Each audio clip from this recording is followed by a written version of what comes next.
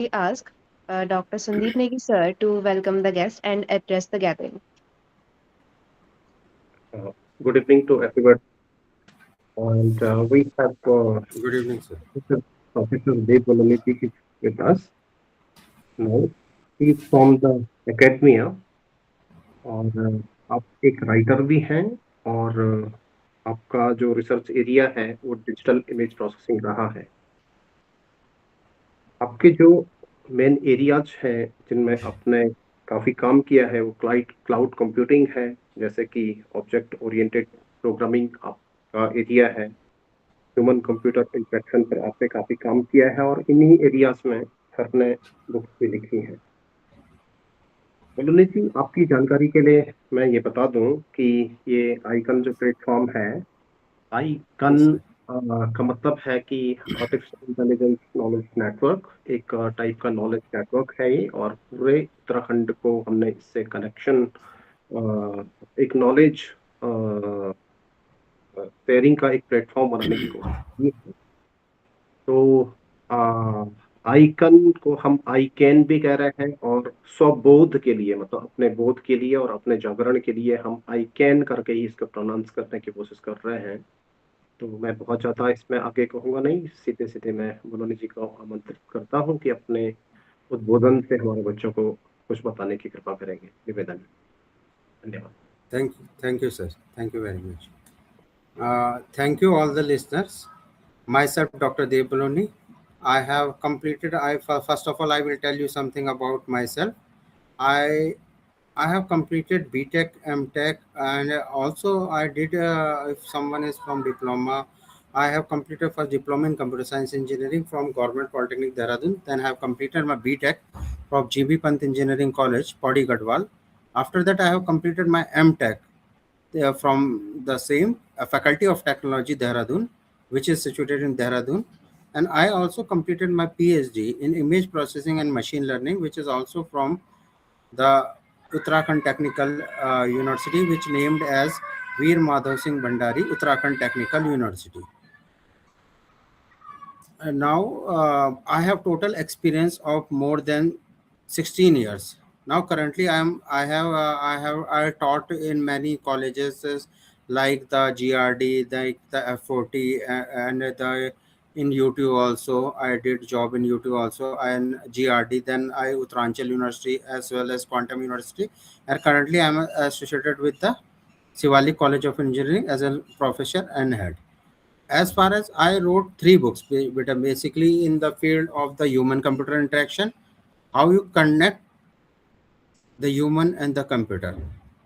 As well as the second book is my object oriented programming, and the third one is the cloud computing and endless approach. These are three books, and I also a writer of more than I wrote 35 papers, and I also organize conferences, and I also wrote six patents in which one of them is granted, and I also do many things. And what I will see in the students, there is a gap between the industry and the academia. So in my point of view, you have to first think on your core knowledge, that is the basic knowledge, and the in-depth knowledge you have, you it may be mandatory for each and every student. After you can going towards the main area, that is the technology oriented fields like the Python language, and the how to train the model, then how to work on the big data Hadoop system, and how to deal with the problems which arises in the big data handling, because the data is increasing every day, and you seen that the data is increasing day by day. So lots of problems are arises in everyday life. So we will deal with the help of the computer science. We can deal with such kind of problems and make a good platform for any kind of users. So I have requested to all of you. First of all, you deal with your core knowledge, then go to your one specific field that is related to the machine learning, that is related to the cyber security, that is related to the front end developer, that is web development, and that is related to the any area or any domain. But you have known to the uh, you have known to the basic as well as the advanced knowledge you have. Now, not much taking too much time, I have give you the idea which in which I did work. That is basically the work related with the detection of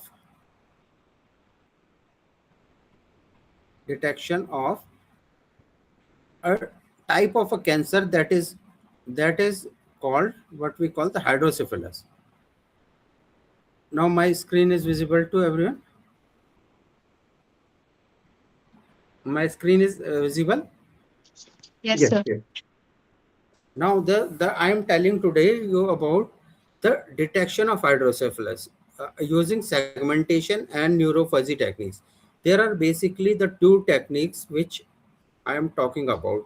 Now I am telling you the brief the overview of these because not I'm because I have not giving you the hand-on training right now. So I will telling you how these technologies will work and how you will apply in your field. If your area is the image processing or the machine learning, you can apply these techniques in any way. And I am also telling you that you can relate your you can relate your work with the real lifetime examples or real life examples like the with the nature, with the birds, with the animals, with the plant, so that we can acquire the characteristics of such plants and animals and in apply in my field, so that the novelty becomes game and you can do the novel work. Now in that case, that title you have seen in the screen, detection of hydrocephalus using segmentation and neurophagy techniques in biomedical images. Now, what is hydrocephalus? It is a kind of a fluid which will arise uh, in the brain of a child, so that the size of the brain becomes increases, and due to increasing, the swelling will occur and the size of the brain enlarge, and the death may also occur in some cases also.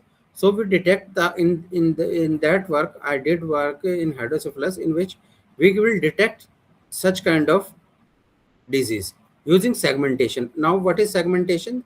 You can divide the images into different parts, so that we will check that which part is affected or which part is not.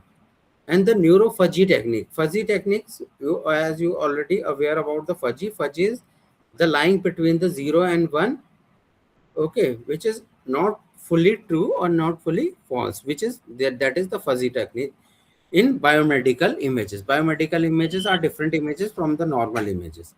These are the contents that you did when you write the paper, when you did your project work or did your any kind of work. Then abstract you write, introduction, then the scope of the study, objective and the problem statement, then literature review, proposed methodology, and what your result have, experimental setup, simulation result, and the conclusion and the future scope. Now, as I already told you, hydrocephalus is a serious condition in which the growth of the cerebrospinal fluid circulation happens in the brain and would affect brain to swell. That is, the water developed on the brain and causes damage in brain and requires neurosurgical treatment. Okay, so on the basis of it, we can detect the hydrocephalus. It is a very dangerous disease. Hydrocephalus. This picture will explain you the size of the ventricle becomes enlarged, so that we can detect, so that we can by with the help of some treatment, you can decrease this fluid and help the life of a people.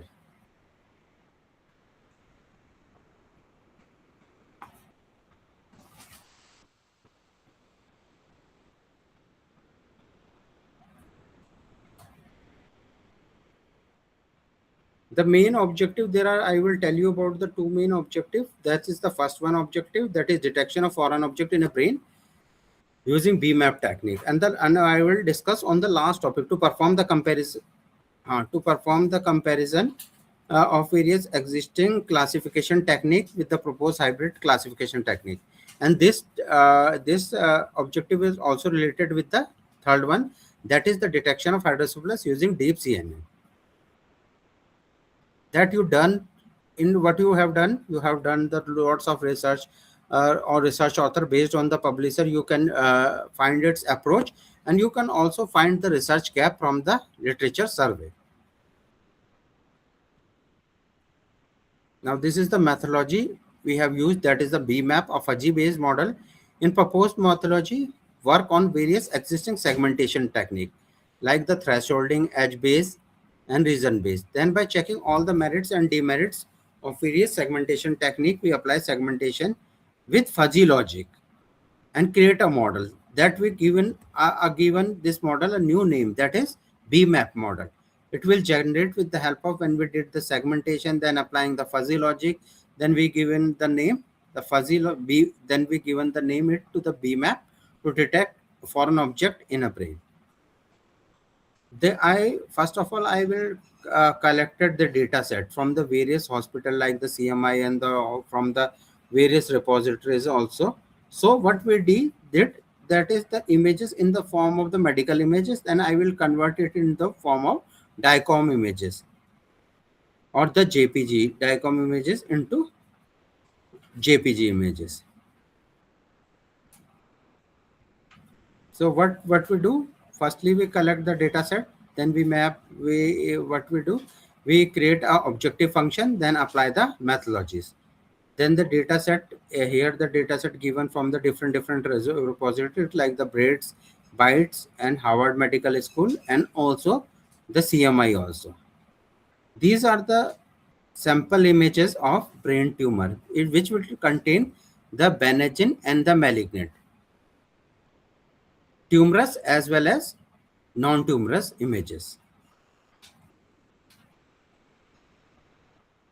Now in this work, what we do, we give the, this is how the object is viewed in a computer. By black shown is 0, then the black portion is given a 0 number, and the about based on the intensity and the color, we will given a number in between 0 to 254 on the this black and white images. We will given a representation, that is the matrix representation of an image. Then with the help of this objective function based on the intensity of black image and the other one image malignant image and the tumorous image and the hydrocephalus image, what we call, we will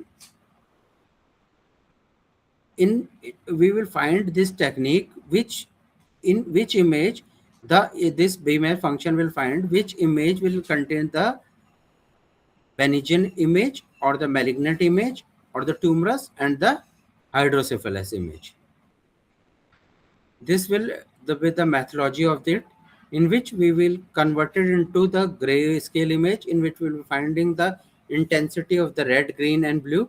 And based on this mapping function, when applying this mapping function, then we find the intensity of each color. This is also the part of the pre-processing, in which we are applying the maximum and the minimum intensity. These are the fuzzy parameters. These are the fuzzy parameters in which we are applying on the input image. We will given to the different input PV1, V2, V3, V4. We will apply these input parameter, and based on the input and the output parameter, what we will done, what is the how the image will be formed, and what are the input and the output functions. So we will create a fuzzy logic or the input output parameter or the segmented image from these input output parameters. When the object is seen, then what we do, we will given a edge. Otherwise this object is not seen, they will given the black color.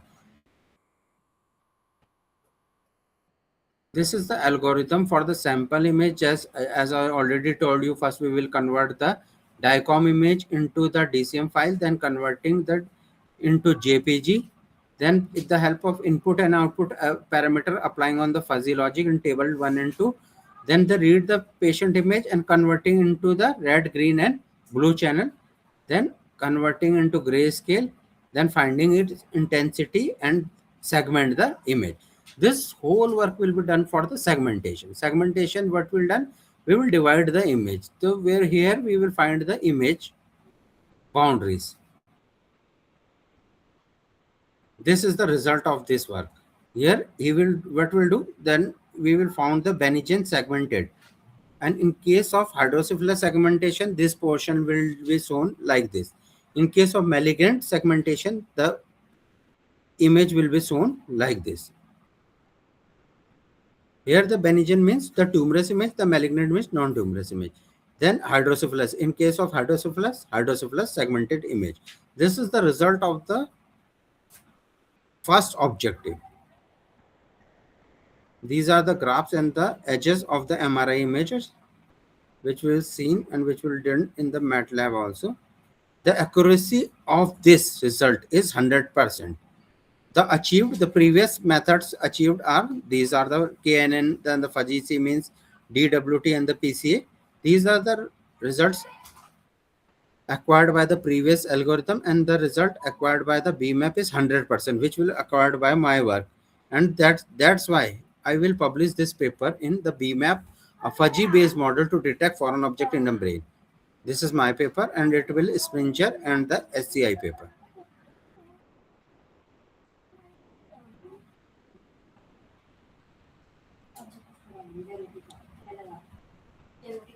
Now I will tell you the second objective, that in which we will apply the deep CNN. Deep CNN is the further model of the CNN. CNN means convolution neural network. Deep CNN means deep convolution neural network.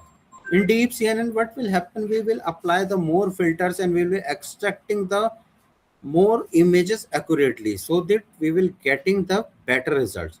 For this, we will perform the 4 basic steps, that is pre-processing, segmentation, feature extraction, and the classification. This is the basic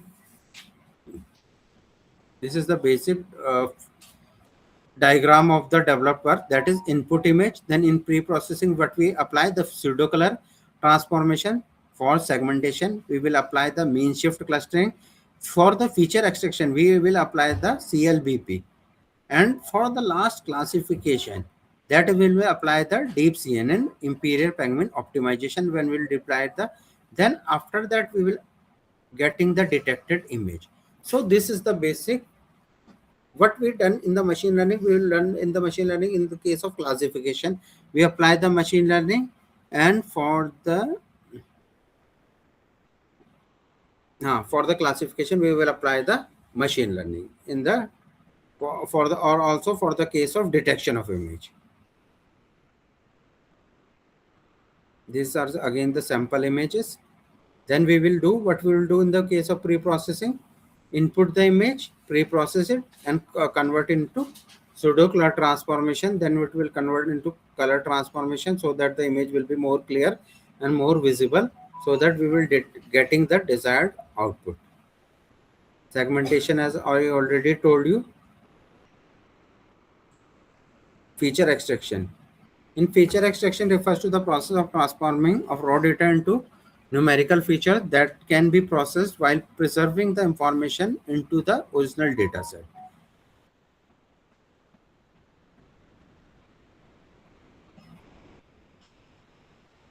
In feature extraction, we will identify the 3 main components: sign, magnitude, and center gray level scale, in which we apply the LBP. After the features are extracted, then the images are classified using deep CNN.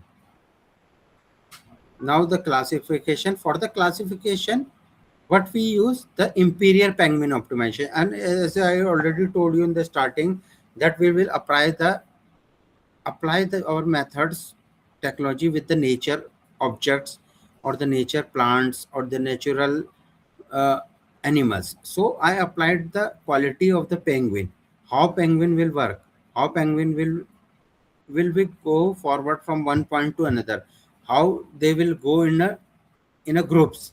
So the problem will taking with the help of applying the deep CNN with the imperial penguin optimization for the classification purposes. This is the basically work of the deep CNN, in which we will input the image, then what features we will given, then pooled features maps, and by in another layer we will also map some other feature, then in another layer we will also map the another layer, and finally we will get the output. By applying, what will be happen, we will classify the images, in which image will contain the hydrocephalus, which will contain not, which will be very ancient, or which will not.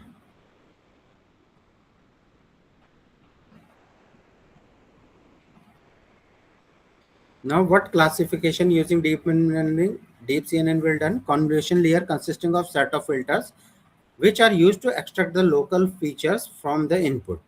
Each filter is used to calculate a feature map, and feature maps the output of convolution layer. Pooling layer minimizing the feature map solution.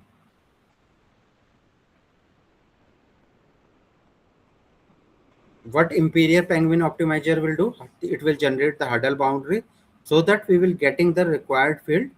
So it will be chosen, and it will be also helpful for our. Then deep CNN will be optimized by the Imperial Penguin optimization. This is the whole work, whole data flow diagram of the whole work.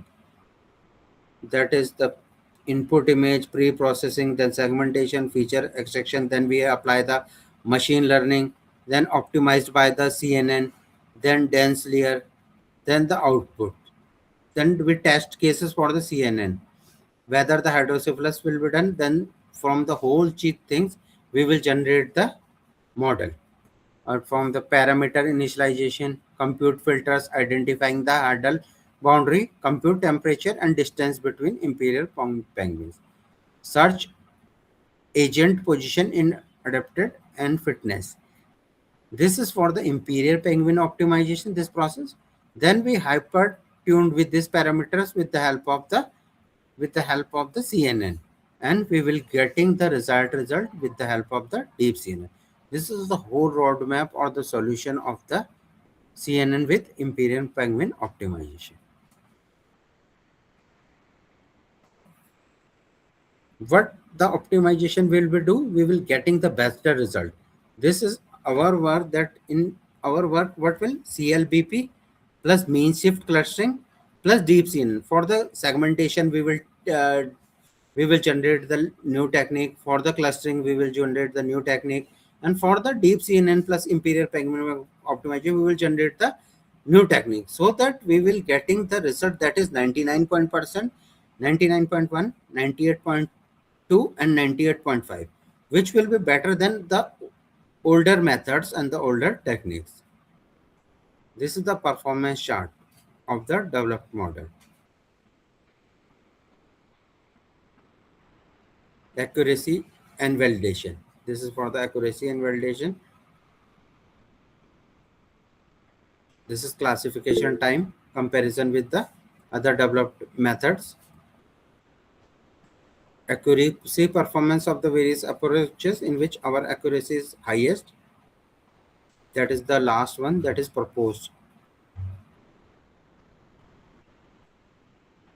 And this paper will be also published in the SCI Journal, that is detection of hydrocephalus using deep CNN. You can also check this in my you can search the Google Scholar link, where you search the table and you can also find it. This is paid journal.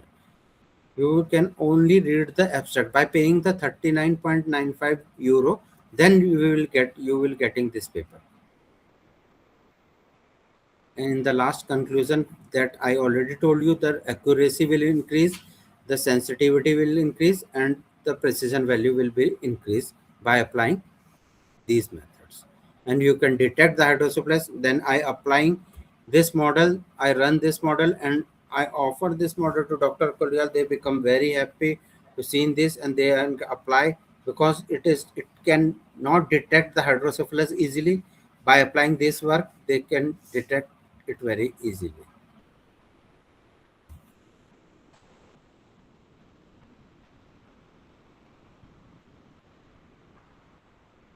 बोलने जी बहुत बहुत धन्यवाद। और thank you sir.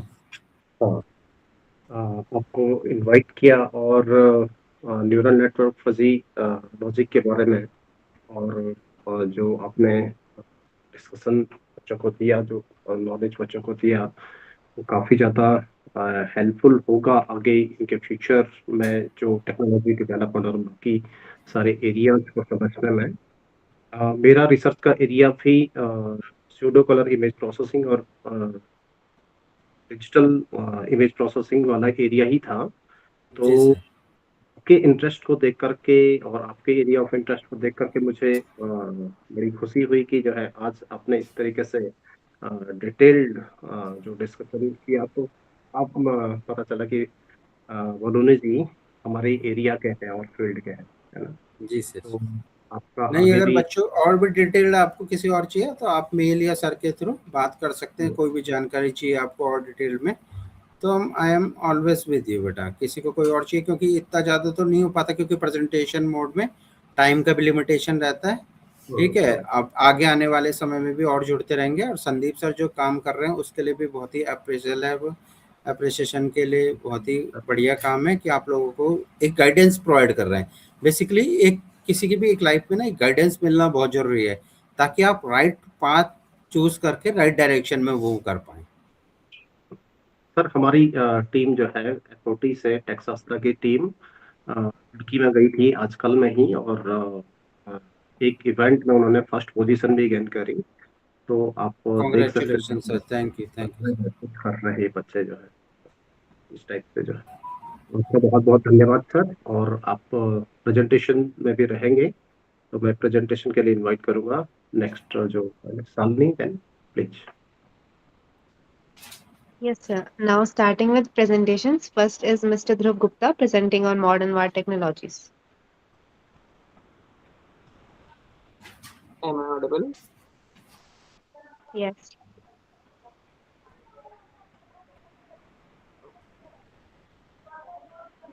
Is my screen visible? Yes. Okay. The most important thing in today's warfare is the human, the money, and the least damage to us, even on monetary basis, and max damage to enemy on all bases. Here comes the modern drone warfare, the unmanned revolution. My name is Dhruv Gupta, student of Faculty of Technology from Veer Madhu Singh Bandhari, Uttarakhand Technical University. The core philosophy of unmanned system. Before jumping into drones, we should know its core philosophy. It's unmanned aerial vehicles, zero human vulnerability, and decisive combat flow. Unmanned aerial vehicles.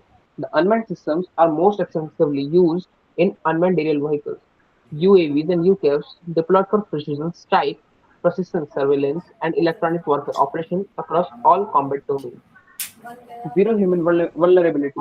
No commander in the world wants to give up their men for up to the enemy or wants its men to be killed. We want zero human to get killed in the combat and decisive combat role. Drones have evolved in such a way that earlier they were a secondary part of the warfare. They used for logistics, surveillance, but now they are being used for their combat operations just because they are not autonomous and can work their own by using all algorithms and on the data sets they have been trained upon. The evolution of drone warfare. Drones are not a new thing. They are from mid 1800th century.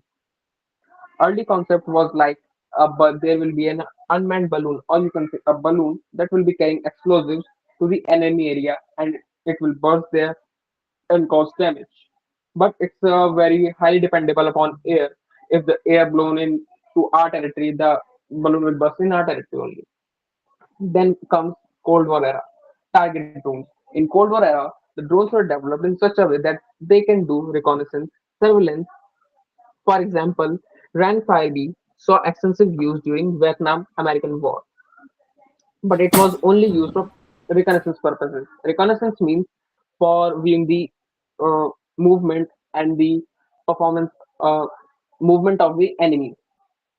But the weaponization post 9/11, the weaponization of drone occurred. The drone now came into combat roles. The MQ-1 Predator was one of the major drones that is a state-of-art drone that transformed from a surveillance drone to an armed platform where it can kill a enemy by having the bombs on board. Now, after COVID, it was become very important to know that every country knew after the Russia-Ukraine war that the economy to sustain that war is very important. You can cause an damage to a big enemy by just having good economy and high production rate. There comes swarm tactics, where huge number of drones were used that were inexpensive but highly lethal, as same as a highly sophisticated platform could be. But there is a catch that in some tactics you can mass produce those drones if they are neutralized. But in case of highly sophisticated weapons, you can't mass produce them immediately. Now comes strategic imperative. Why should we use drones? Why it is important that drones are important in today's modern warfare. Rather, any pilot or any other person could do it this same task easily. The first answer is zero pilot risk. Any aircraft, any fighter jet can be exchanged by a new fighter jet. We have to just give a check. But a highly trained pilot, can't be get back easily. For example, in 1965 war, we lost a highly efficient pilot, Sir Bobaya Devaya. But then second is unmatched loiter time. A fighter jet, a helicopter can hover upon a site for few hours until its fuel run off.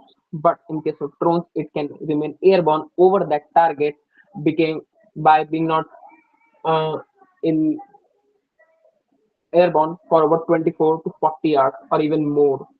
Something psychologically impossible for human pilots constrained by fatigue and psychological limits.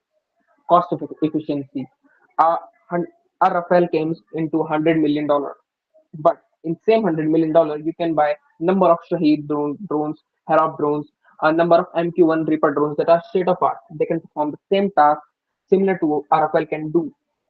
Data integration is one of the most important things that a drone is being extensively used nowadays and even earlier because a satellite can be damaged, but a drone that is of cheap, that is inexpensive, can be act as flying data hubs.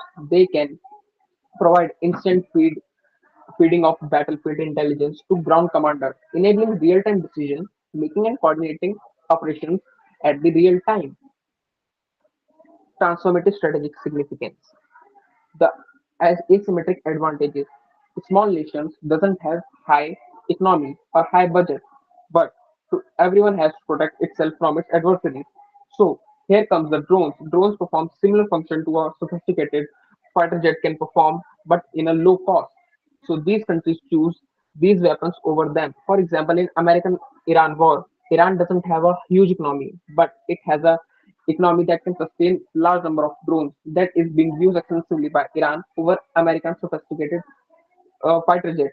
It has shot down F-15 Eagle, that is a sophisticated aircraft of America for decades, but it has been shot by a Shahed drone of Iran that is of a very low, ma- low quality in comparison to that sophisticated fighter aircraft. Psychological warfare. If I say that there is always a drone above you carrying explosive or having you monitored at 24 by 7, you can't even move from your bunker easily. That similar happened in Ukraine Russia war on 22nd February 2020. After after 8 a.m., a siren goes in and the Ukraine's sky capital changes into a psychological warfare psychological warfare club where their persons were always in a tension or in a danger mode that there is always being an attack of a unknown drone or a missile. Similar works for the drones in case of psychological warfare. Redefining the front line. Earlier, the range of the traditional battle lines were where our weapons range could extend. But in case of drones, the battlefield lines have been extended up to a miles and miles because the logistics that are being provided to this by these drones up to the long ranges has become easier. There is no human loss if any logistics any drone gets hit in the any enemy airspace. or these drones have been used extensively to neutralize the sites that are being deep inside the enemy territory by being out by keeping the human life out of that combat zone. Tactical and operational impact. Surgical precision. High fidelity sensors enable strikes in dense, complex environment with minimal collateral damage. In every strike, in every surgical strike, it is important to just target the perpetrator, not the civilian or any innocent.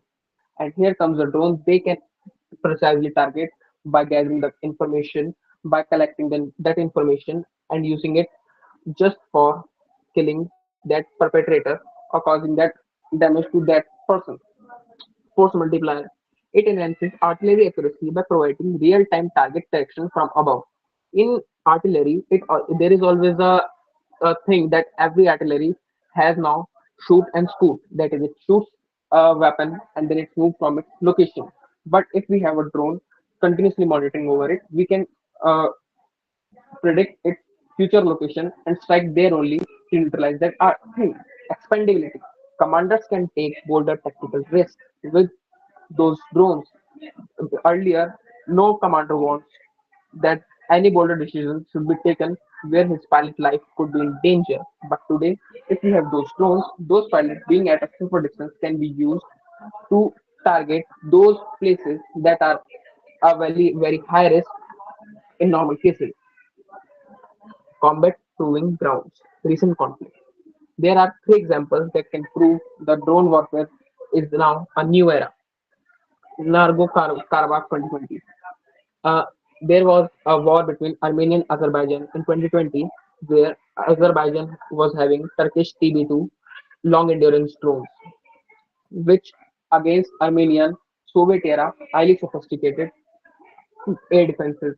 These air defenses was neutralized by cheap, very low quality Turkish TB2 drones, and this made an this made a mark that drones are a new thing in the modern warfare. Russia-Ukraine War 2020 that I mentioned earlier. The FPV drones was which became responsible for 6 to 70% of frontline equipment damage. The tanks that used to be the epitome of a war, that where the tank comes, there the war ends. But these drones have now targeted extensively these tanks. Now those tanks have been modified more so that those drones cannot attack. But still, they are being attacked by those drones. Their cheap quality drone is attacking $1 million tank. Naval warfare disruption. Ukrainian uncrewed surface vessel demonstrated that a cheap autonomous boats could effectively neutralize multi-billion dollar naval fleet in the Black Sea. It has neutralized a Russian naval ship by using just an uncrewed surface vessel. No human loss from Ukrainian side, but $1,000 million loss and human loss on Russian side. Strategic drone range drone system and tactical. First of all, you should know what is strategic and what is tactical. Strategic means that there is a long-term gain by neutralizing that target or over that uh, task. But tactical means a short-term gain by using that by completing that task. So strategic range drone systems includes hail, mail, and UCAVs. Hail, high altitude, long endurance. Any drone that have a service ceiling of 60,000 feet and can operate for days conducting strategic intelligence gathering comes in this category. The most famous example is RQ-4 Global Hawk. It is They are majorly used for reconnaissance purposes and for gathering the information of the battlefield. They can gather the information by just being one drone can gather information of about 250 kilometers of its range. Medium altitude, long endurance. These drones are the sophisticated drones that can be used both reconnaissance purposes and for combat purposes. They can hover upon a site for gathering information and to neutralize the same enemy in that location by being ordered. For example, the the US killed the army Iranian air chief, Iranian chief, Iranian chief earlier in 2014. UCAVs, unmanned combat aerial vehicles. jet-powered, stealthy drones designed for deep penetration into highly defended airspace. India's Ghatak represent the next generation autonomous supersonic platform capable of evading sophisticated air defense whilst delivering precision ordnance. They can target the, the sites that are deep in the locations and cause a lethal damage to those things without getting into contact of enemy radars. They can carry weapons and can act as loyal wingmen to the fighter jet by just being in their friendly zones. Tactical range drone systems, loitering munitions, FPV drones, swarm drones. Loitering munitions, also termed as kamikaze drone. Kamikaze is a Japanese term that means suicide. It means a drone can gather information or is above a location and when being ordered, it can dive deep into that site and can explode itself to cause a damage to that site. These military munitions are used as a suicidal drones that causes huge damage without any loss to the to our site and causing a high amount of damage to the enemy site. FPV drones, commercial drones rigged with explosives controlled via first-person view. Every commercial zone that we have seen earlier or nowadays is one of the derivative of those army FPV drones that carry logistics, explosives, medical equipment to the front line. Swarm drones, the 2020 era of swarm drones.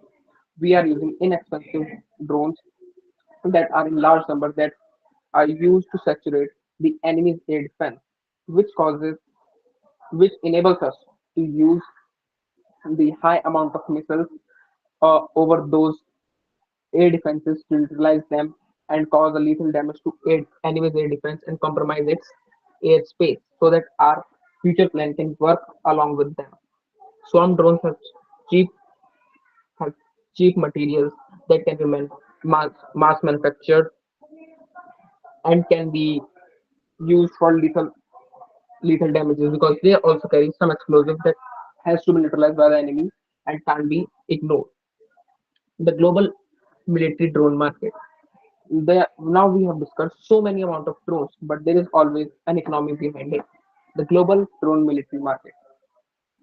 The market value is 24.25 billion and it is projected to grow by 2024 up to 63 billion.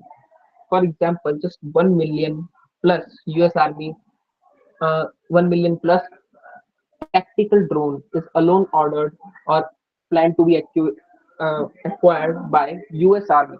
US Army is just a normal defense. US Army has just ordered the tactical drones. Strategic drones are not being included in this example. So here you can know what the drone market is about. The drone market is currently dominated by North American manufacturers, particularly by the Lockheed Martin from its MK9 Reaper, the Boeing, the Northrop Grumman, with their sophisticated, highly state-of-the-art combat drones.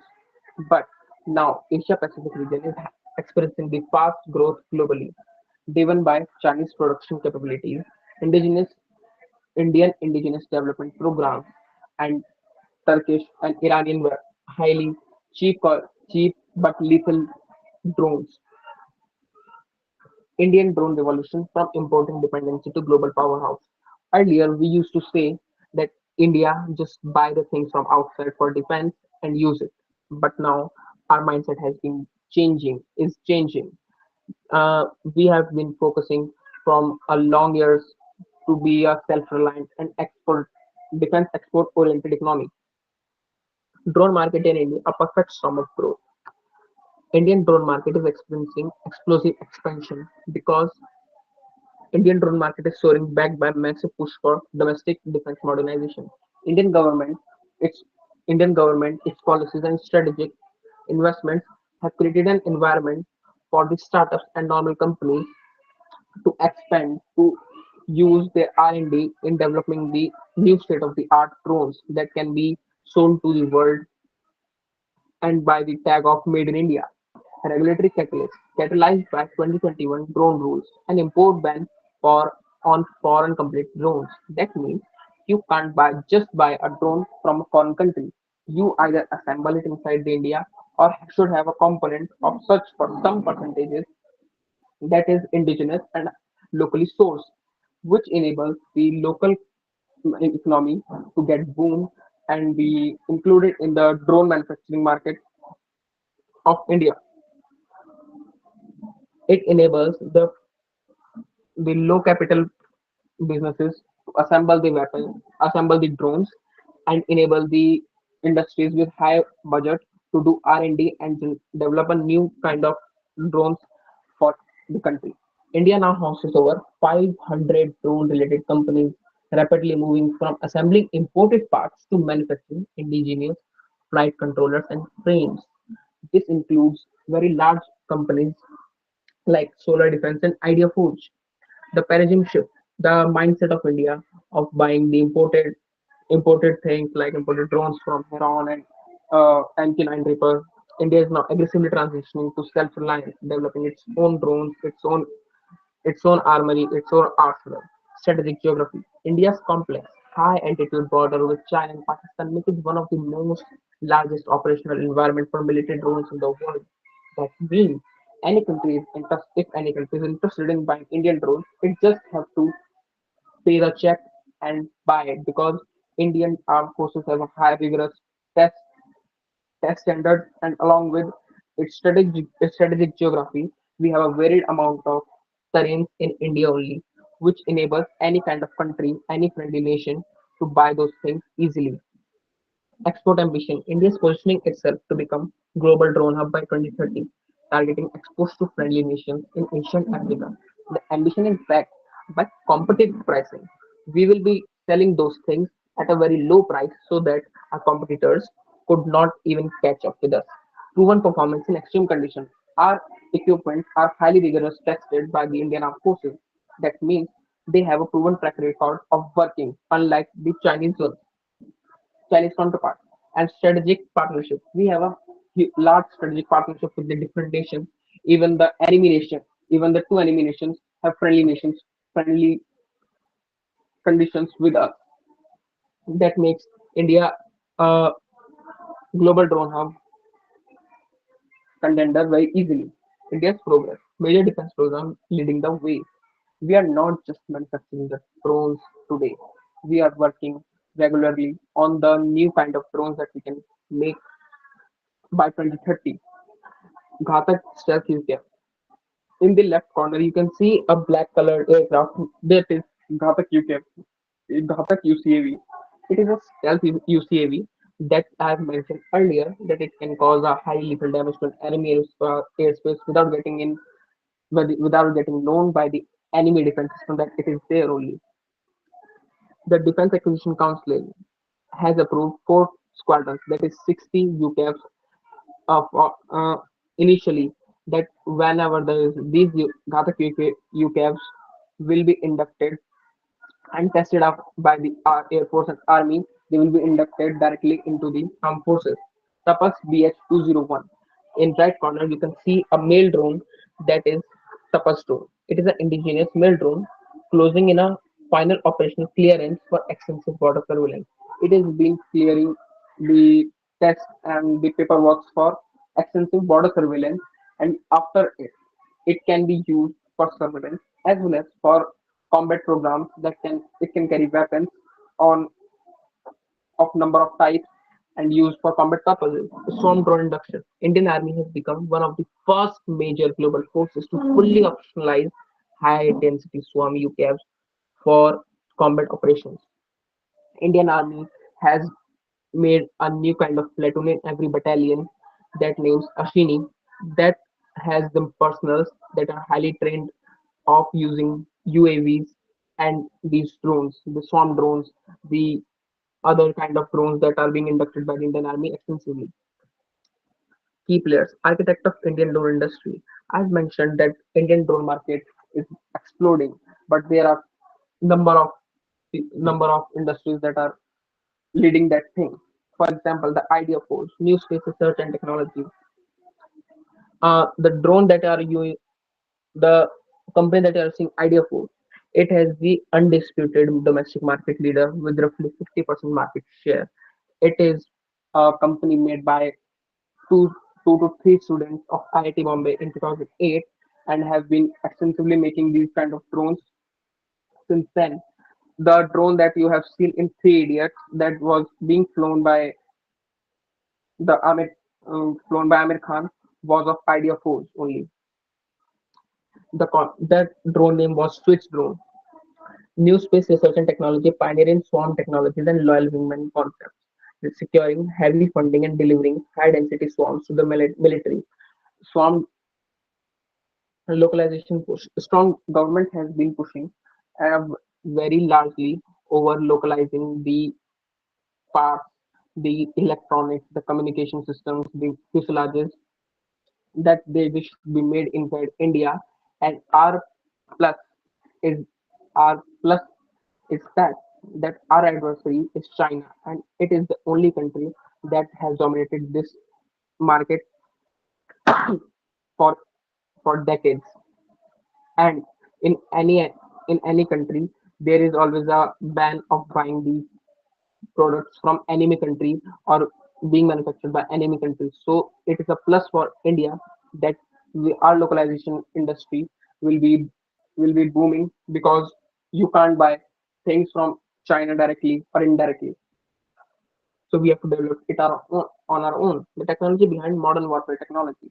The most important thing for BTech students or the technical background people that what is the technology behind modern drone warfare. Core technology systems are navigation control, sensor technologies, communication system, AI and machine learning. Navigation and control, GPS, inertial measurement units, and advanced flight control algorithms enable precise navigation, autonomous operation in complex environments. Navigation is the most important thing a aircraft should have. Without it, it is just a thing flying in the sky. Sensor technology, high resolution camera, infrared sensors, radars, electronic warfare suite systems provide real time intelligence and allow the machine to decide what it should be done in that condition or by the person using it behind behind. Communication systems. Secure and reliable satellite communication link is the most important in any warfare, and it is a booming phase in this one. Drone systems. AI and machine learning, AI powered autonomous decision making, target recognition, and swarm coordination, enabling sophisticated mission and execution with minimal human intervention. We have to just give an order, feed the information and data to the drones. But what will be using AI and machine learning only? By this, our drone will be self-sufficient to work remotely and perform the desired task by itself by using its own feed data. AI, cybersecurity, and countermeasures. Autonomous operations. AI algorithms enable drones to perform complex tasks with minimal human intervention, including target identification, neutralizing sight, hovering upon them until it founds the person to whom it has to be killed or the site it has to perform the task on. Cybersecurity threats. Drones remain vulnerable to sophisticated hacking attempts. They can be hacked because they are connected to data links. They can be jammed because they have electronic warfare. So we are working upon it. That means a person that is in cybersecurity or in electronics can do R&D over these flaws of drones. That it can make those data links highly secure, the electronic suites highly secure from jamming them. Directed energy weapons. As there are number of dro- advancement in drones, there are number of advancements in countering those drones. And here comes the high energy lasers and microwave system designed to disable drone electronics, and which it is particularly being used against swarm drones. So there is a large possibility that you can work in directed energy weapons jamming systems that comes under communication department. Radio frequency interference to disrupt command and control communication between drone and its command center. Cyber countermeasures, active cyber attacks to seize control or disable enemy drone platforms. Either you can be in a red team or in a blue team to counter those uh, drones, their performances in the real time situation or in a demo situation. Career option in drone industry. Drone pilots and operators are highly needed needed field In the drone industry, data analytics professionals who interpret intelligence gathered by drones, transforming raw sensor data into actionable operational insights. Software engineers who will develop these drones AI, who will make these drones computer systems.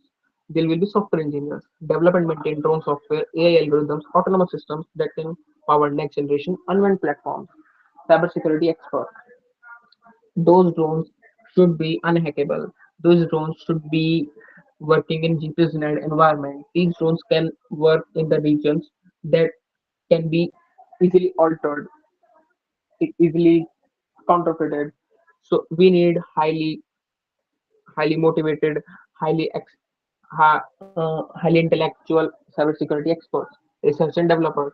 There is every in every field there is always a scope of research and development and innovative new drone technologies. As the countermeasures develops, so the drones develop. For example, as the aircraft developed, so the missile developed. As the fighter jet speed increase, the missile speed increases, its accuracy increases. So for the drone industry, future trends, ethical consideration, emerging capabilities, increase autonomy through advanced AI decision making. Drone should be making its decision on its own. We have to just give feed some amount sort of data. Hypersonic drones. Now we are working upon the drone that work on hypersonic speed. Initially, now the drones that are we be using works on super subsonic or very less supersonic speed. But we are targeting to use supersonic drones. Some tactics are being developed even more rigorously with coordinated drone formation, integration with fighter jet ships and ground forces. That is the loyal wingman concept. We are trying to integrate these drones along with the mothership like a fighter jet aircraft that can work in real-time situation as a mothership and coordinate these drones or order these drones to perform a certain task in that region. That leads an integration and an expert of integration of these kind of equipment. Ethical framework, minimizing collateral damage to civilians.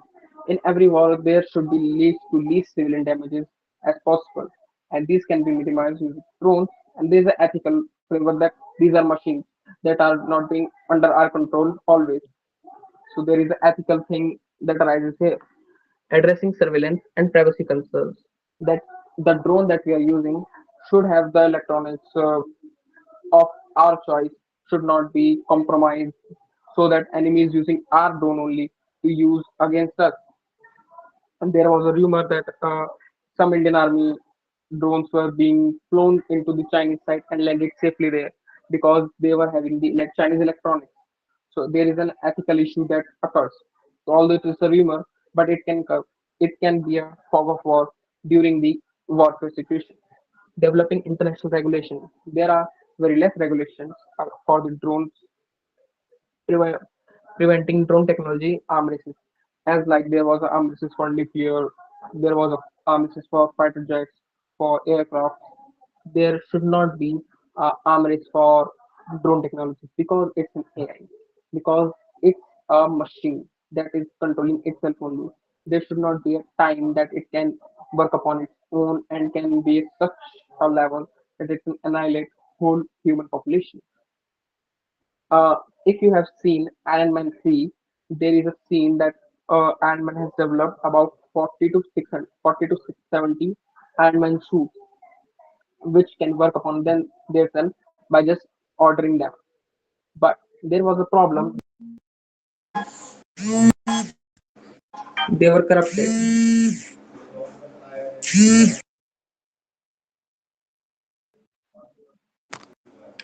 Uh, so this was the Iron Legend that was corrupted, but they were sophisticated, but now they were corrupted.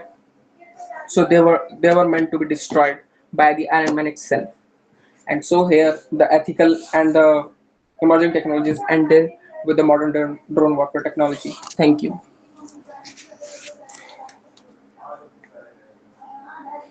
Thank you so much, Dhruv. That was a really detailed presentation. Now, I would like to call Mr. Monu Goswami presenting on the topic neural networks.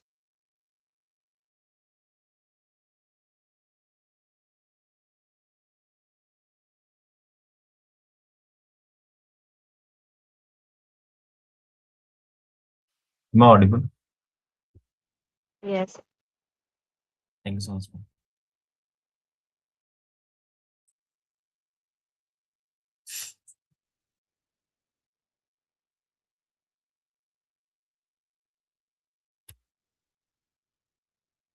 Am I audible?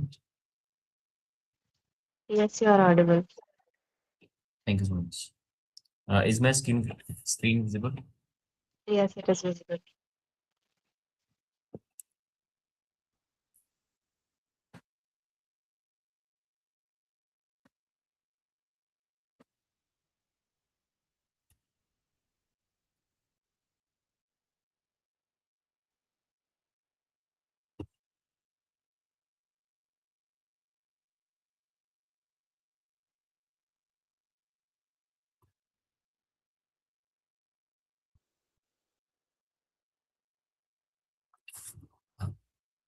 Good evening, everyone. Today, I'm presenting my project on HAI cardiac accelerator. Uh, I have been working a month on it to detect the arrhythmia. This project is focused on implementing a low latency on device ECG analysis system using 1D CNN, and I will be implementing it on FPGA.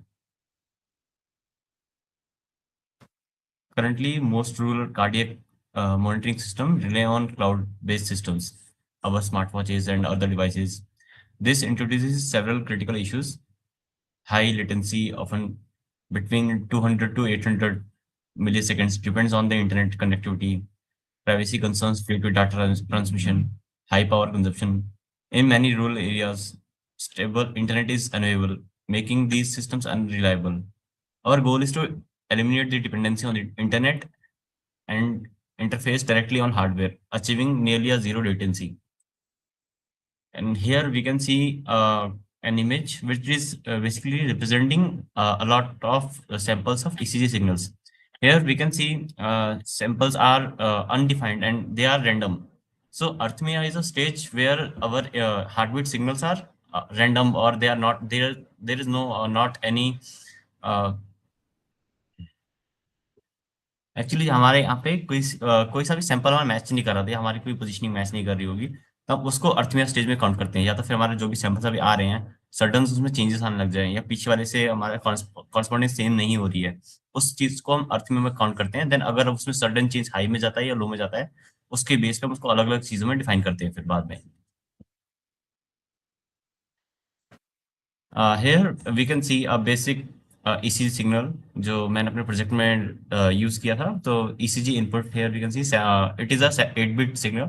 सो मैंने इसमें test benches 3 use करे थे, तो उसके हिसाब से मेरे पास ये मेरी ECG इनपुट बन रही है। सपोज इन द केस ये कोई ECG इनपुट होता, तो जो भी लाइक वाइज वेवफॉर्म्स आ रही है उनको वो एक पर्टिकुलर पॉइंट पे स्टेबल कर देगा। सो जैसे यहाँ पे काफी देर तक हमारी स्टीप है लाइन, एंड यहाँ पे हमारा जो सिग्नल है वो डिफरेंट शेप में आ रहा है। तो इन चीजों को करते हुए हमारा जो हार्डवेयर होगा उसके अंदर ये चीज ऑटोमेटिकली होगी, बट हमें बाहर ऐसी ही दिख रही होगी जो लाइव आ रही होगी, but in the hardware that is a particular IC, उसके अंदर हमारा सिग्नल ऐसे काम कर रहा होगा।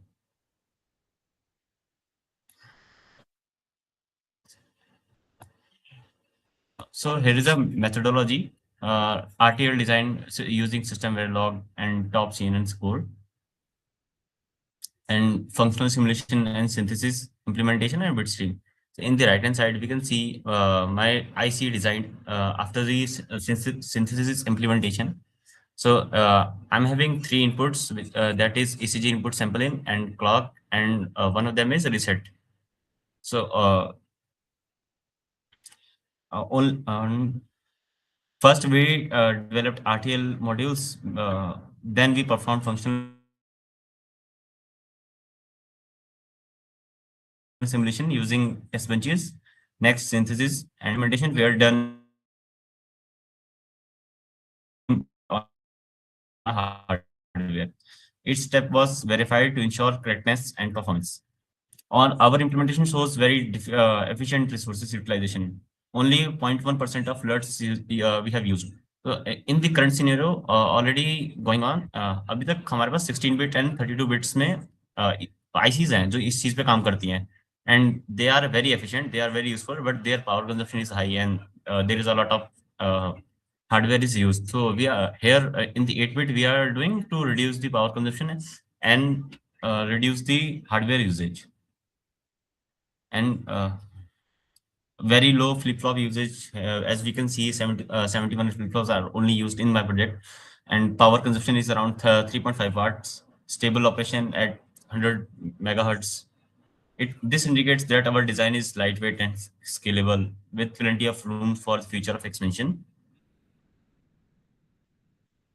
We analyze thermal performance to ensure safety. The junction temperature is around 40 degrees Celsius or 40.9 degrees Celsius, which is well below the maximum limit. Safe for wearable devices and no need to active cooling, stable operations. Hence, the design is thermally reliable for real-world operations. If we use it in our handsets or other products, so thermal stability is a major use case. And during my project implementation, I have came up to a stable margin. We tested the system using real ECG patterns. I have taken them from the AIMS Rishikesh and SKIMS Kashmir institutes, and one of them is from MITS, that is from US. Normally, the rhythm and heart rate and arrhythmia, the system achieved 100% classification accuracy for these test cases. Also, the output of generated within low latency formula. The core of system is calculated as bias. In hard outputs are registered in ROM. Application are done in the parallel. So this allows fast and efficient computation directly on the FPGA. Even we can think about why I haven't made this CNN using software or other things. In software, like if we make an CNN network using our coding different languages, C, Java, and all, so those codes are run in a serial manner, line by line. But in hardware, we can do pipelining and all of the things will run in parallel. So this will reduce a lot of time.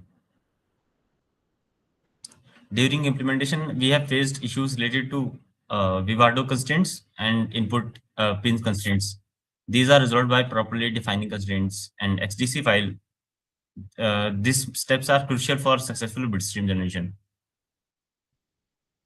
As a future, we plan to enhance the system by integrating analog to front-end circuits, adding adaptive learning capabilities, supporting multi-lead ECG signals, achieving medical certifications. These improvements will help the system clinical, viable, more powerful. And here we can see, okay, let me show you once again. So in this sample ECG input, I have implemented the 1D CNN using 3 registers, but now I am working on 5 registers because in this I am facing some noise issues. So here we can see majorly 6 samples, those are getting arrhythmia. So in the alert signal, hopefully everyone can see. So in the first alert high, our system is configuring its bias. Here in the mathematical formula, the bias is configured by the patient. I mean, जो भी data हमने उसको दिया हुआ है अभी test bench के लिए, या रनिंग डाटा हम बाद में देंगे, हर पर्सन का अपनी पे एक सैंपल बेस लाइन चल रही होगी उस पर्टिकुलर टाइम पीरियड पे, जिसपे उनका एक एवरेज आ रहा होगा बिट स्ट्रीम का या उनकी हार्ट बीट रीडिंग का। उस बायस को कैलकुलेट करने का टाइम पीरियड हमारा स्टार्टिंग में जो हाई है तो वो चल रहा है। देन जैसे जैसे हमारा इनपुट आएगा तो वो इनपुट हमारी एन को डिनोट कर रहा होगा। तो इनपुट हमारे एन के साथ होगा, देन के को हमने वेट्स असाइन कर रखे हैं हमारे सिस्टम वेरिएबल के कोड के अंदर। एंड इस फर्स्ट केस में हमारा जो सिस्टम है वो 64 क्लॉक साइकिल्स लेता है, एंड वो अपना काउंट करता है कि कितनी बायस होनी चाहिए इस पर्टिकुलर सैंपल के लिए। देन यहाँ पे हम देख सकते हैं काफी देर तक हाई दिखा रहा है, but in the last we can zoom in. Yes, so उस पर्टिकुलर राइट हैंड साइड पे जब हमने जूम किया तो हमारे पास ये 6 number of time alert. So alert आता है जब हम यहाँ पे क्लिक करें. I am having one video also, so I will show everyone. Uh, is the audible? Let me know.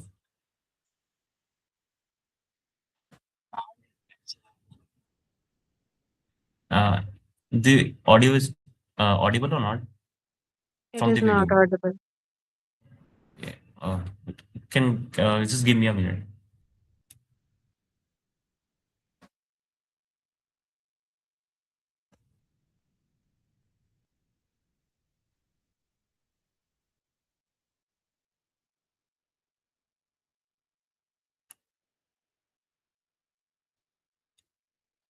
Have programmed the bitstream onto the Nexus A700 Audible or not?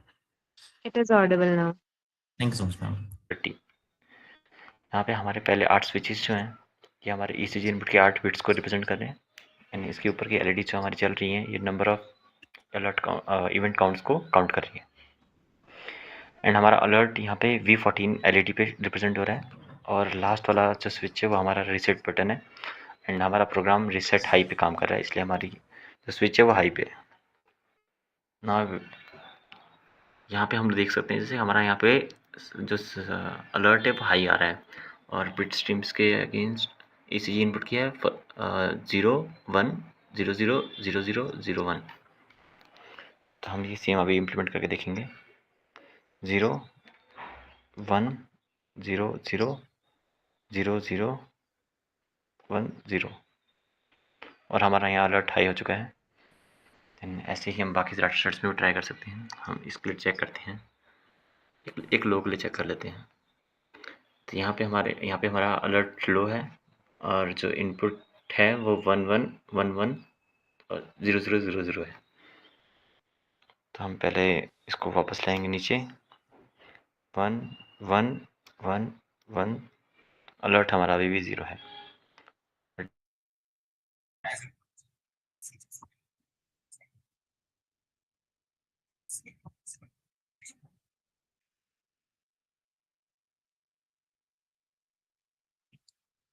To conclude our project demonstration, a low latency and efficient and scalable edge AI solution for cardiac monitoring. It eliminates cloud latency and reliable healthcare solution, especially in rural areas where internet is not sufficiently available. Thank you for your time, everyone. Thank you so Thank you much. so much. Thank you so much. This was such a fresh concept and a great presentation. Now, I would like to call the last presentation for today from Mr. Prashant Patwal.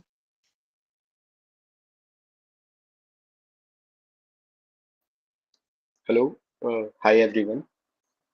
Myself Prashant Patwar, and I'm from Faculty of Technology. I'm a BTech student specializing in cybersecurity. और आज का मेरा topic है neural networks. Let me present it to you. Okay?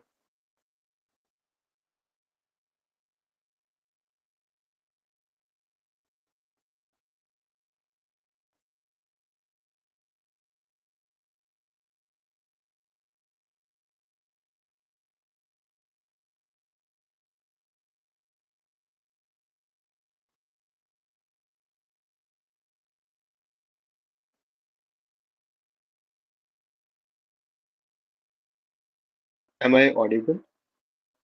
Yes, you are audible. Yeah. So let's begin with our journey.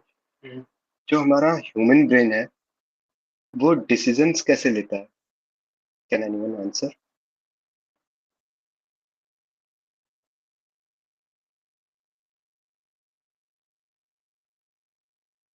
Hello.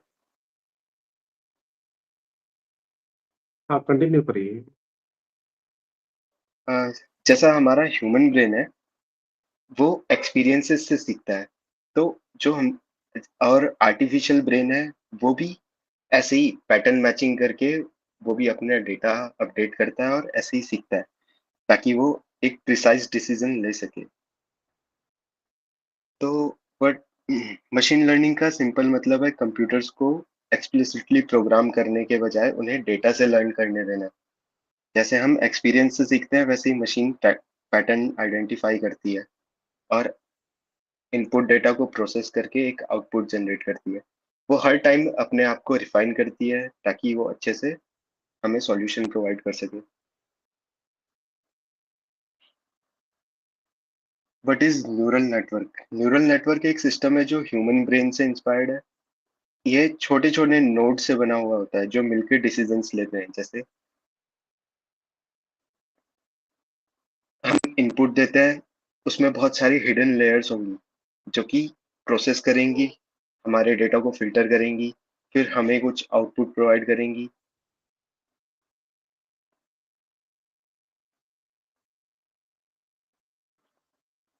Next, human brain versus artificial brain. Human brain और artificial brain, जिसको हम बोलते हैं ANN, artificial neural network, दोनों एक ही तरह से काम करते हैं। ह्यूमन ब्रेन अपने एक्सपीरियंसेस से सीखता है और आर्टिफिशियल न्यूरल नेटवर्क वो भी एक्सपीरियंसेस से ही सीखता है जो यूजर डेटा फीड हो रहा है उसमें। दोनों का कॉन्सेप्ट सेम है, small unit plus connections plus learning. अब हम एक रियल लाइफ एग्जांपल लेते हैं। डेली न्यूरल नेटवर्क यूज कर रहे हैं, face unlock, YouTube, Netflix, chatbot. तो एआई हमारी लाइफ में डेली जुड़ा हुआ है। What is a neuron? Neuron एक बेसिक यूनिट है, इसमें 3 स्टेप होते हैं, इनपुट, प्रोसेसिंग और आउटपुट। हर न्यूरॉन डिसाइड करता है कि सिग्नल आगे भेजना है या नहीं।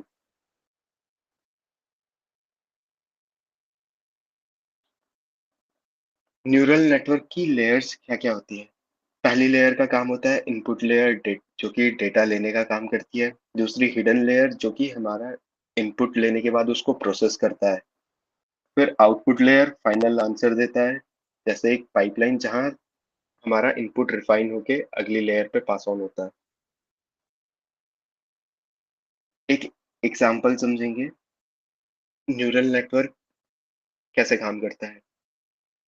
हमने एक फ्लो चार्ट बनाया, उसमें हमने क्वेश्चन पूछा कि अगर बारिश हो रही है तो हाँ, अम्ब्रेला लेके जाओ, वहां पे बात खत्म। फिर नहीं, अगर नहीं, बारिश नहीं हो रही है तो क्या ठंडा है? ठंडा नहीं है तो लाइट क्लोथ्स पहनो, अगर ठंडा है तो थोड़ा गर्म कपड़े पहन के जाओ। तो ऐसे मल्टीपल डिसीजंस होते हैं। तो हम अपने मल्टीपल डिसीजंस को सोचने के लिए जैसे ह्यूमन ब्रेन काम करता है, ऐसे ही न्यूरल नेटवर्क भी काम करता है ताकि वो अपना एक प्रिसाइज डिसीजन ले सके अपने आप को रिफाइन करके।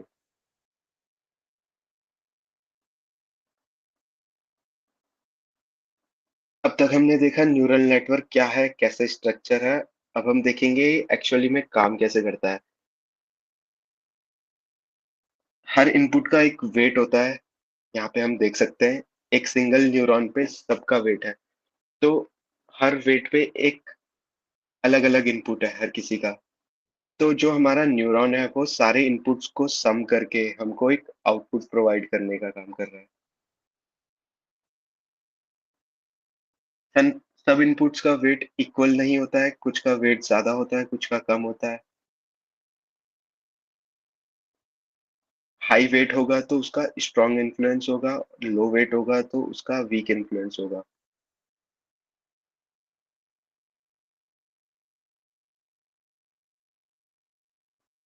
एक्टिवेशन फंक्शन एक डिसीजन स्विच है जो हमको कुछ चीज डिसाइड करने में हेल्प करता है कि हाँ, ये चीज करनी चाहिए या नहीं करनी चाहिए। तो ऐसे ही मशीन लर्निंग में भी ये काम करता है, जो कि डिसीजंस को सही टाइम पे लेने में उसको हेल्प करता है। अब एक हम एक बहुत इंपॉर्टेंट टॉपिक समझेंगे, फॉरवर्ड प्रोपोगेशन। फॉरवर्ड प्रोपोगेशन का मतलब होता है डेटा का इनपुट से आउटपुट तक का फ्लो करना। इनपुट लेयर से डेटा आता है, फिर हर लेयर उसको प्रोसेस करती है और नेक्स्ट लेयर को पास ऑन करती है। एंड में फाइनल प्रेडिक्शन मिलता है। Forward propagation is how the network actually makes a decision.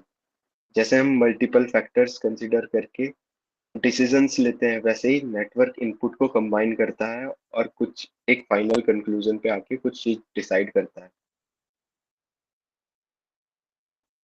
Prediction versus reality. Machine prediction करती है और उसको एक्चुअल आंसर से कंपेयर करती है। अगर गलत है तो इम्प्रूव करेगी, अगर सही है तो सेम रहेगी और उसको अपने डेटा में अपडेट करेगी। Loss function. लॉस फंक्शन बताता है कि प्रिडिक्शन कितना गलत है। ज्यादा लॉस होगा तो बड़ा एरर, कम लॉस होगा तो बेटर प्रिडिक्शन। वो अगली बार अपने आप को सही करने की कोशिश करेगी। गोल होता है कि हमारा जो लॉस है उसको एकदम मिनिमाइज करना, ताकि हम अगली बार एकदम प्रिडिक्ट सही प्रिडिक्ट कर सकें। के बाद एक और चीज आती है बैक प्रोपोगेशन। बैक प्रोपोगेशन तब यूज होता है जब प्रिडिक्शन गलत होता है। नेटवर्क एरर कैलकुलेट करता है, फिर ये एरर रिवर्स डायरेक्शन में ट्रेवल करता है, आउटपुट से इनपुट की तरफ। हर लेयर अपने वेट एडजस्ट करती है। Back propagation is how the network learns from its mistake. दोनों अलग अलग है, फॉरवर्ड प्रोपोगेशन और बैकवर्ड प्रोपोगेशन। जैसे एग्जाम में गलती देख के नेक्स्ट टाइम हम इम्प्रूव करते हैं तो वो बैक प्रोपोगेशन है, कि हाँ हम आउटपुट से इनपुट की तरफ वापस जा रहे हैं ताकि हम अपना इनपुट को सही कर सकें और एक बेटर आउटपुट लेके आ सके।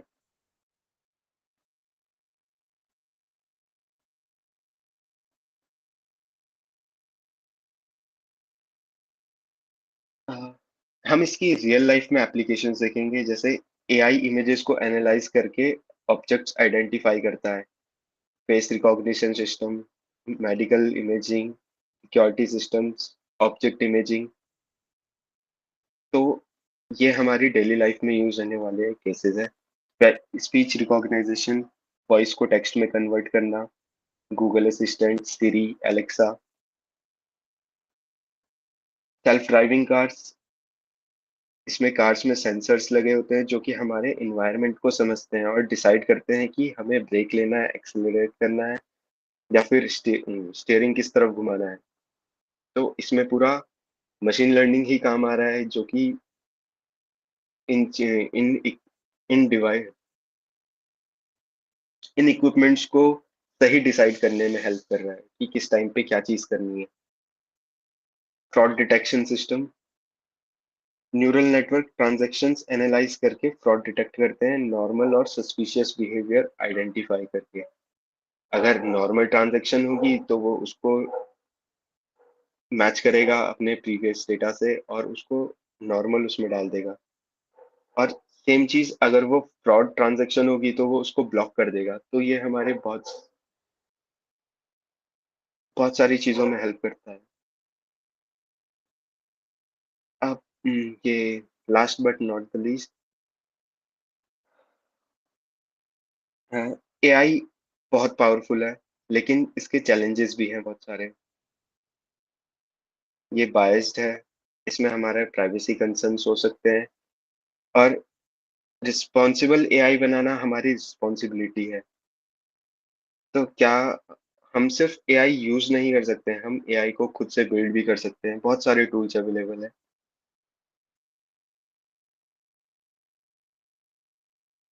आई होप आपको न्यूरल नेटवर्क का बेसिक कॉन्सेप्ट क्लियर हो गया हो, और thank you everyone for your time. Thank you so much. This was a great presentation. Now, sir, if you would like to address the participants. बहुत बहुत धन्यवाद। हमारे साथ ध्रुव गुप्ता जी का बहुत बहुत धन्यवाद। उन्होंने जो डिटेल्ड प्रेजेंटेशन यहाँ पर दिया, और उसके बाद Mono ji from the HNB Garhwal university, central university, आपका भी बहुत बहुत धन्यवाद। और आपने हार्डवेयर के साथ साथ जो रियल टाइम वर्किंग अपने मॉडल की दिखाई और समझाई, वो बहुत ही ज़्यादा सराहनीय है। और आपको उत्तराखंड टेक्निकल यूनिवर्सिटी का जो इंटर कॉलेजिएट प्रोजेक्ट कंपटीशन होता है हमारे यहाँ पर, तो उसमें भी हम इनवाइट करेंगे कि आप जो है डिटेल्ड में उसी मॉडल के साथ में यहाँ पर हमारे लिए, हमारे बच्चों के लिए अवेलेबल रहेंगे। और अरुण बहुगुणा जी से मेरी बात हो गई है, तो आप आपका यहाँ पर स्वागत होगा। बहुत बढ़िया आपका टॉपिक था, प्रेजेंटेशन था।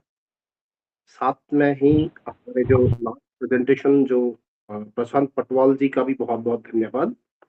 उन्होंने आईआईटी रुड़की में जो इवेंट मैंने अभी ज़िक्र किया था, उसमें पहली पोज़ीशन प्राप्त करी थी और उसके बाद आज जिस तरीके से इस समय आपका एआईकेएन पे भी आपने टाइम निकाला और प्रेजेंटेशन दिया, तो आपका भी बहुत-बहुत धन्यवाद। आज के प्रेजेंटेशन लगातार लंबे होते रहे और रक्षित चंद और शालिनी जी, बहुत-बहुत धन्यवाद। इनकी वजह से ही ये प्लेटफ़ॉर्म लगातार डायनामिक बना हुआ है, डायनामिज़्म इस सिस्टम के अंदर है और बोलोनी जी का तो क्या कहना, शुरुआत ही काफ़ी लंबी-चौड़ी हो गई थी, तो बहुत-बहुत धन्यवाद बोलोनी जी। और हमारे साथ शिवालिक कॉलेज ऑफ इंजीनियरिंग बहुत नज़दीक भी है, तो हम कभी भी आपका मार्गदर्शन आपसे प्राप्त कर सकते हैं। तो सभी पार्टिसिपेंट्स का बहुत-बहुत धन्यवाद, जो इस इवेंट में, इस सीरीज़ में लगातार बने हुए हैं। बहुत-बहुत धन्यवाद। शालिनी जी। Thank you so much, sir. Thank you, sir. Thank you. Thank you so much, everyone, for joining today.